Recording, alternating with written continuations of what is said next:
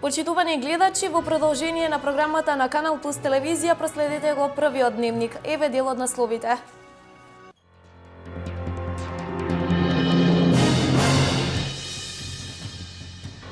Студентите и средношколците веќе можат да ги користат најавените поволности за бесплатен превоз.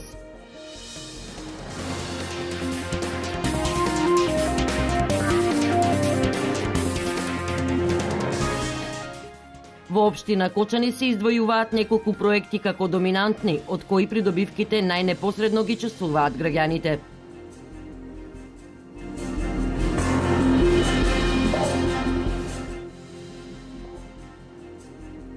Од јавното предпријатие Стипион најавуваат нови 80 парки места и плаќање со СМС пораки.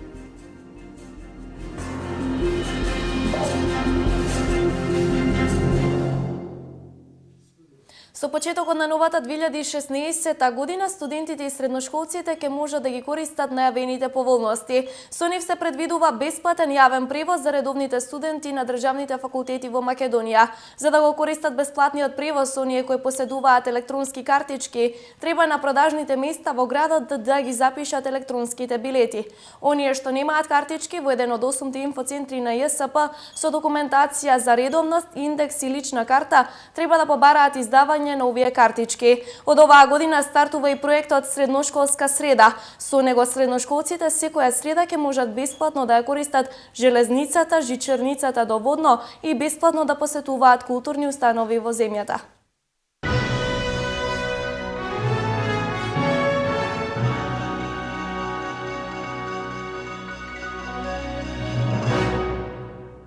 Православните христијани денес го одбележуваат денот посветен на Свети Игнатије Богоносец. Според народните верувања на овој ден, наречен и Игнат подигнат, се што ќе се случува на овој ден ќе се повторува во текот на целата година. Внимавајте што работите денес, кого пуштате дома и што изнесувате од вашите домови.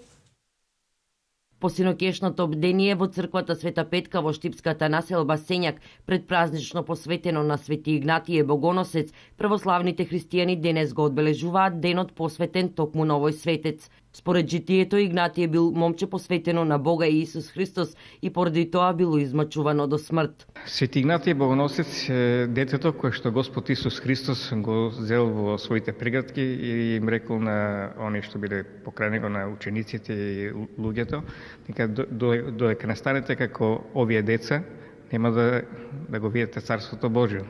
Инаку тој е наречен Богоносец, бидејќи, како што самиот рекол, го носил Господ Исус Христос во своето срце и кога маченички пострадал од римските власти, двата лава што го растргнале, скоро целиот го изеде, останало само малку коски и неговото срце. Од денес започнува да расте денот колку за врвот игла и продолжува се до летниот период. Во Штипскиот крај овој празник се нарекува и Игнат подигнат.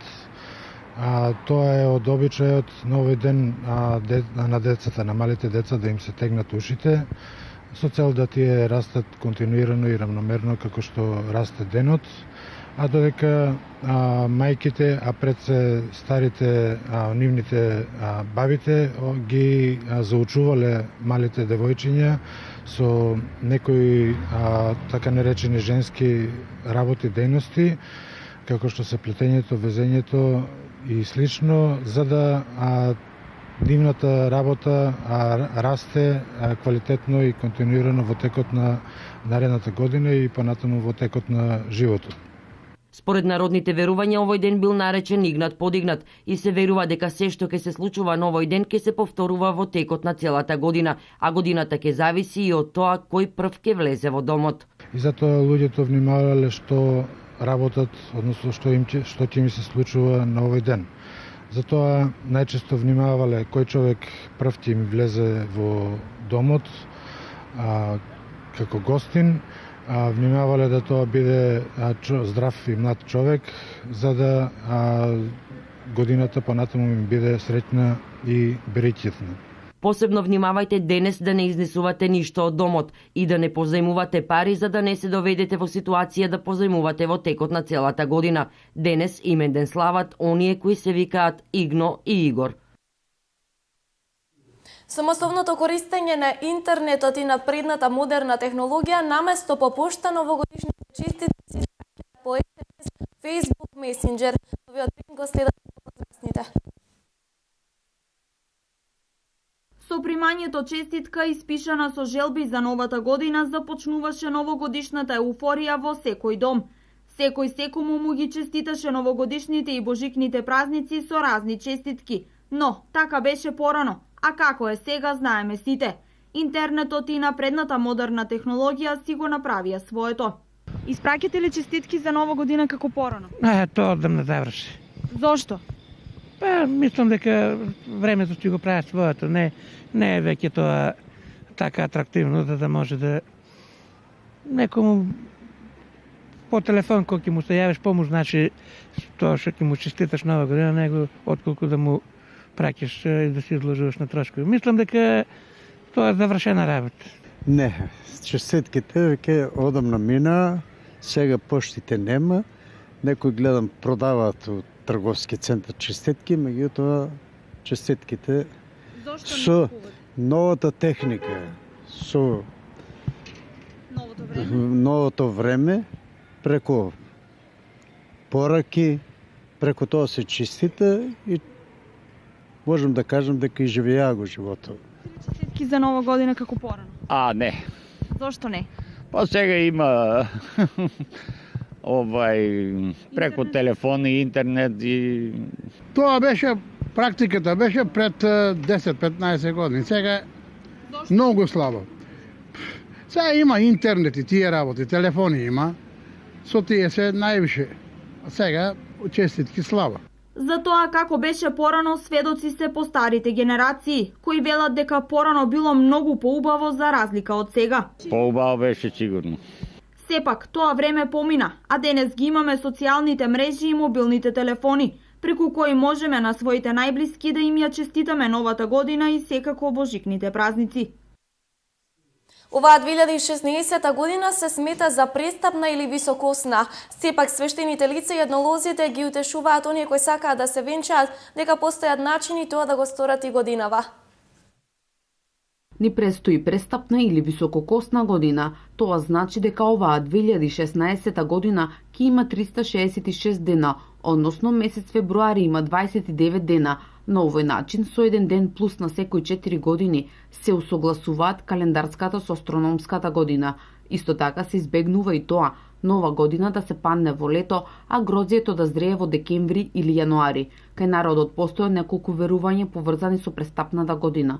Освен децата родени во високосна година, а особено на 29 февруари, ќе имаат многу среќа. Се друго што се прави во оваа година, кратко ќе трае. Иако оваа година трае подолго, сепак работите кои што ќе се случат во оваа година траеле, мислеле луѓето дека ќе траат кратко. Затоа не почнувале никакви работи во текот на оваа година, не отпочнувале со градби на куќи, а пред се верувале дека склучувањето на брак во оваа престапна година би можело да биде тој брак недолготраен, односно дека ќе трае кратко, и затоа многу често избегнувале да склучуваат бракови во престапната година. Според некои народни верувања, ако се случило младоженците да не може да ја чекаат следната година, поради тоа што биле на печалба или пак предвреме очекувале принова, за да не ги бија малер на денот на свадбата, правеле одредени обичаи. За да ги избегнат несреќите кои евентуално би можеле да им се случат, меселе брашно со од претходната година, значи старо брашно, и од тоа брашно меселе леп или погача, која што потоа ја раздавале на роднините, пријателите, соседите. Сметале дека со тоа ќе ги избегнат евентуалните несреќи кои што би можеле да им се случат во таа година, затоа што склучувале брак во престапна година. Црквата смета дека тоа е суеверие и дека секоја година е благословена од Господ и може да се прават венчавки. Тие суеверија поврзани со однос на со престапната година, дека во престапната година не требало да се венчаваат, да се крштеваат и слични некои работи, значи воопшто не држат вода и да е спротивно на учењето на православната црква. Така да сите оние кои што намераваат да стапат во брак или да крштеваат своите деца, можат да слободно и оваа година. Во повеќето западни земји постои обичај на 29 февруари дамите да можат да го запросат својот партнер. Ретко успешна и продуктивна беше 2015 година за општина Кочани. Неколку проекти се издвојуваат како доминантни, од кои придобивките најнепосредно ги чувствуваат граѓаните. Кога на 2015 година ќе се погледне од аспект на тоа што се е реализирано како трајна придобивка на граѓаните, тогаш истата може да се оцени како ретко успешна и продуктивна. На крајот на една таква година, вообичаено е да се издвојат настаните и успесите кои одбележава и пошто се ќе се памети. Проектот замена на живините со LED светилки доби највисоки оценки кои излегуваат од границите на државата и затоа го издвојуваме како доминантен.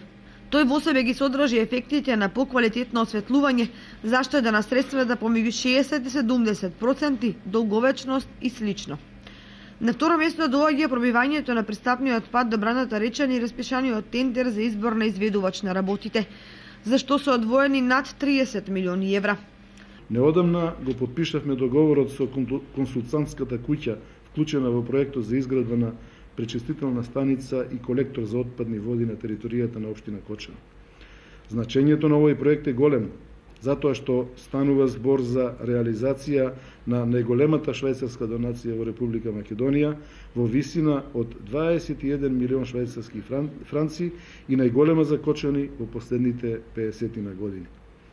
Пречистителната станица, која ќе биде опремена со најсовремена технологија, ќе се гради на најниската гравитацијска точка на вливот на масалница во Брегалница и ќе ги прочистува водите од сегашните 9 испусти од Оризари до Подлог, кои ќе бидат собрани во главен колектор долг околу 13 километри. Веќе е изработен проект за првиот дел од трасата на главниот колектор. По подготовката на потребните елаборати следува постапка за добивање одобрение за градење на првиот дел колекторот и очекуваме работите на терен да започнат во јуни наредната година. Пробивањето и изградбата на атмосферската канализација е инвестиција за иднината на градот Кочани, чии ефекти доправа ќе дојдат до израз и затоа заслужува висока позиција по своето значење. Асфалтирањето на 10 улици во градот и населените места исто така е проект кој пред се ќе го паметат жителите кои најнепосредно ги чувствуваат придобивките. Турската инвестиција Левидиагро вори за производството може да представува своевиден мегник кон подинамичен и посовремен развој, особено во преработката и пласманот на оризот на трети пазари. Паралелно со овие крупни проекти, мощно значење се инвестициите на кочанскиот бизнис сектор, кој бележи зголемено раздвижување, најмногу во градежниот сектор преку изградбата на објекти за колективно домување. Виница успешно го реализира проектот за примарна селекција на отпадот во кој за почист општина масовно се вклучени и граѓаните. Општина Виница е меѓу останатите вклучени во проектот за регионална депонија во Источнопланскиот регион. Виница важи за една од најчистите градови во земјава. Оваа општина е една од првите која започна со примарна селекција на отпадот. Ние склучивме договор со фирмата Екопак-Хит од Кочани за собирање или селекција на пет амбалажата и на отпадната хартија. Тие од нивна страна имаа врска, што се заврши, се разбира, ни дадоа неколку контейнери и за хартија и за пластика, кои ги поставивме ние на неколку локации во градот Виница. Пред се во поголемите маркети ставивме контейнери за хартија. Додека за пластика се уште ние во почетна фаза имаме само 3-4 контейнери поставено, пред се во стамените згради на улица Страшо Пинџур. И со тоа значително се намалува количината на отпад кој што завршува на градската депонија. За таа сметка што ни дадоа контейнери во согласно договорот, ние еднаш неделно во секој четврток ќе собираме хартијата од контейнерите и ја носиме во Кочани ја предаваме. Додека исто така во институциите ни дадоа оние картонските кутии, во сите институции имаме поставено такви кутии, каде што се фрла хартијата и таа ја собираме и секој се носи во Кочани. Инаку би сакал да напомнам дека направивме еден потек кој што секако не сме први во Македонија, меѓутоа значително ги намали количините на отпад во депонијата. Екопак-хит фирмата од Кочани склучи договор со неколку неформални, да кажем, собирачи на отпад од ромската популација, кои што ние ги пуштаме на нашата депонија. Тие ја собираат пред се отпадната пластика, значи пет амбалажата, ја собираат и еднаш неделно или два пати во зависност од потребите, го пуштаме нашиот камион, оди на депонијата, се товар тој и се носи во Кочани. Така да пластиката која што завршува на депонијата е значително редуцирана. Многу ретко е сега да видиме на појава на депонијата да имаме огромни количини пластични шишиња. Инаку општината се приклучува и во проектот за регионална депонија во источнопланскиот регион, како што е предвидено согласно временскиот период до 2020 година се предвидува веќе да биде изградена оваа регионална депонија, додека пак локалните депонии кои се низ општините да бидат затворени и градовите да останат почисти. Примарната селекција на отпад во Виница ја поздравуваат и граѓаните кои истовремено се и вклучени во истата. Ако во минатото можеше да се случи појава по улиците да имаме отпадоци различни од хартија или пластика, сега е многу ретко тоа да се случи. Значи имаме обично отпадот прашина, лисија, такви работи може да се случи, што нашите метачи го метат тој отпад, а додека таа појава кој што беше во минатото со шишиња, со хартија по улиците веќе е надмината. Значи, како што кажав, свеста на граѓаните е подигната на едно повисоко ниво. Тие сакаат да живеат во почиста средина. А во рамки на јавното предпријатие ИСАР од Штип пред неколку месеци се отвори центар за селекција на пакување пластика. Успешна 2015 година и за штипското јавно предпријатие Стипион. Со новата програма предвидени се тековно и зимско одржување на улиците, нови 80 паркинг места и проектот плаќање за паркинг по пат на СМС пораки. Јавното предпријатие Стипион успешно ја заврши годината што измина. Реализирани се на 90% од предвидените програмски активности. Во програмата за одржување на улици и патишта во 2016 година, која е во два дела тековно и зимско одржување на улиците, предвидени се низа активности. Вообичаени активности, чистење на атмосферски канали, потоа крпање на ударни дупки и останати поправки на обложни подпорни зидови, поставување мрежи и слични други позиции кои што се вообичаени во сите изминати години. Таа програма изнесува околу 16 милиони и 900 илјади денари и исто така како еден дел од таа програма, вториот дел е зимско одржување на локални улици и патишта, кој што изнесува околу 3 милиони 100 илјади денари, односно толку се одобрени за 2016 година од страна на Советот на општина Штип. Исто така, ова јавно предпријатие стопанисува со јавниот простор за паркирање во централното градско подрачје. Оваа година ќе има нови 80 паркинг места, а има изголемување во делот на расположливите финансиски средства, каде од буџетот се одобрени над 7 милиони денари за тековните активности, приходи и расходи. Јас повеќе ви рекол дека паркинзите треба да бидат една педагошка мерка, да се растерети паркирањето во централното градско подрачје. Мислам дека во тоа успеавме да се практично растерети централното градско подрачје. Се уште треба да работиме за тоа, на тоа. Поле секогаш има недокажани, недоречени работи и понатаму во 2016 ќе формираме тела, ќе формираме работилници за анализи на платените паркинзи и ќе настојуваме да се унапреди оваа служба, така да плаќање со СМС пораки е новината која јавното предпријатие Стипион ќе ја реализира наскоро. Филип Митровски од Македонска каменица и Ангел Трајанов од Делчево се млади генијалци во Источна Македонија. Митровски во областа на физиката, а Трајанов во областа на технологијата. Учествувале на голем дел надпревари, од каде се враќаат со освоени први награди. Љубовта кон физиката ја гаи уште од 7 одделение на часовите по физика, а потоа доаѓаат и првите учества на домашни меѓународни надпревари. Сепак најголемата награда за младиот каменичанец Филип Митровски доаѓа во 2015 година кога ја представува Македонија на меѓународната олимпијада по физика која се одржа во Индија.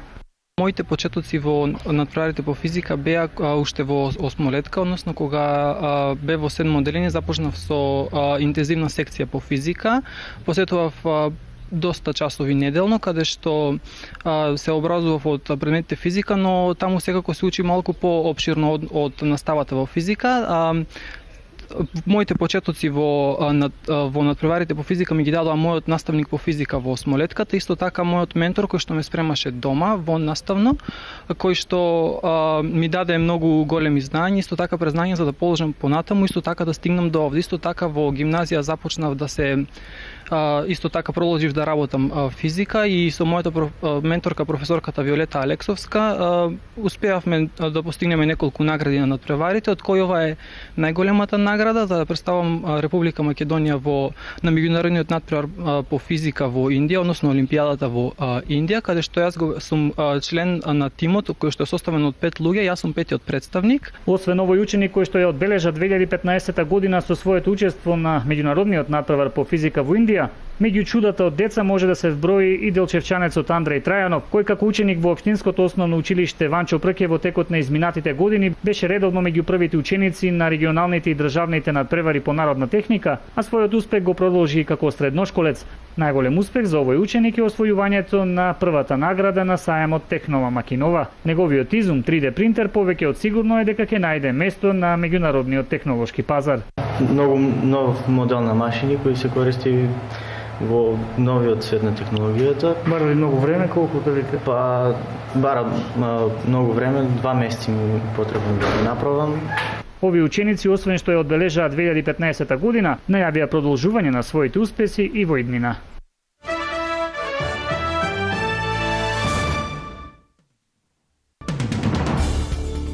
Кинескиот сеизмолошки центар соопшти дека земјотрес со интензитет од 6,4 степени според Рихтеровата скала денеска е регистриран во градот Мудан Чијанг во кинеската североисточна провинција Хелион Чијанг.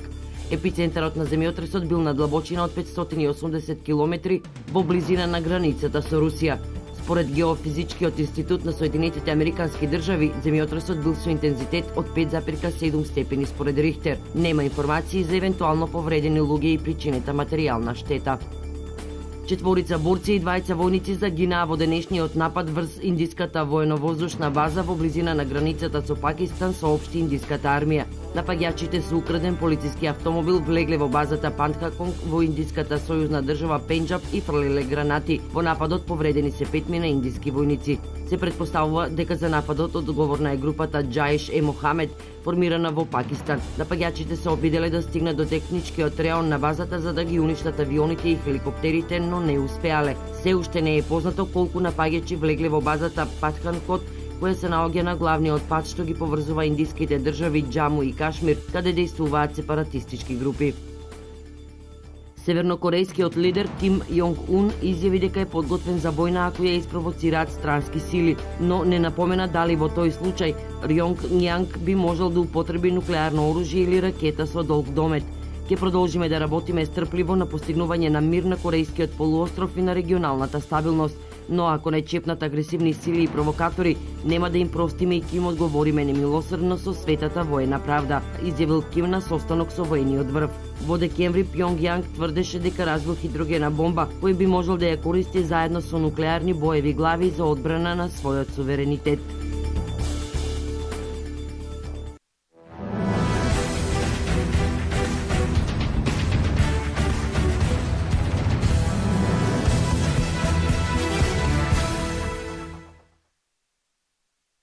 Изминатава ноќ беа одиграни 5 надпревари во американската НБА лига, на кои домакините се покажаа како крајно негостопримливи, остварувајќи исто толку победи.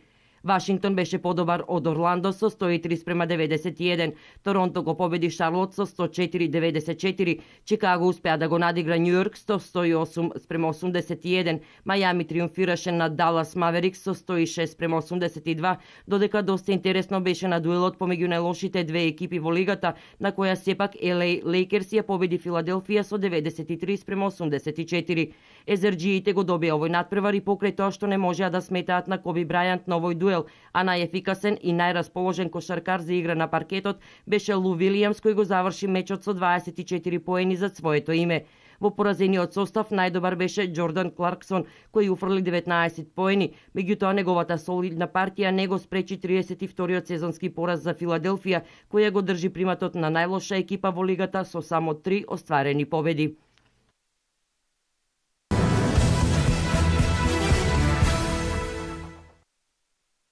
Стивен Джерард, кој минатата година го напушти Ливерпул, се врати во клубот за да ги одработи подготовките со Јирген Клоп. Во разговор за Дели Телеграф најави крај на успешната кариера и почеток на тренерската. Не сум 100% сигурен, но мислам дека ова веројатно ќе биде мојата последна година во улога на играч, рече Джерард и додава: разговарав со Клоп, немав никаква понуда, но во клубот ми јавија дека се подготвени да се вратам. Јас од секогаш припаѓам на Ливерпул и практично веднаш сакам да почнам со работа за да стекнам повеќе искуство. Сакам да одам по клубови, да ги гледам менаџерите и да учам.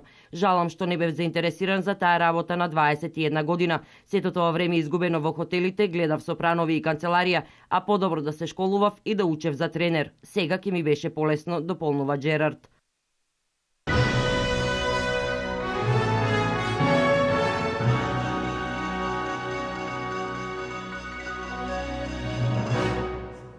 Го следевте Дневникот на Канал Плюс телевизија. Останете и понатаму со нашата програма и во 20 часот гледајте го и вториот Дневник.